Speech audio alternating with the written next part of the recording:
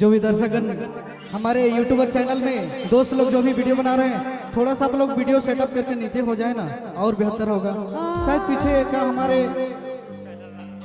हमारे जो दीदी लोग हैं उन लोग को डिस्टर्ब हो रहा है। आप लोग भी बैठ के शांतिपूर्वक वीडियो बनाइए, दिक्कत नहीं है। तो चलिए दीदी पहुंच गए हैं, चालू करते हैं। हेलो, चलो फरमाइश है गुरु कर, लेकिन हम एगो गीत आधुनिक सुनाब, उकर बादे गुरु गाओ। हेलो,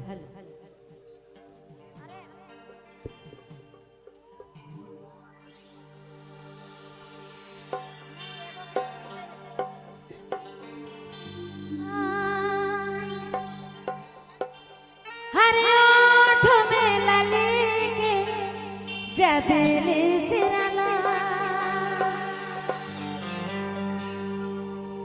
हरे पिधलो में साड़ी से भुया के सिरला, देखी के मोर लली, देखी के मोर साड़ी, धड़कन जला थी तुर याद है अधेरे, धड़कन जला थी तुर याद है।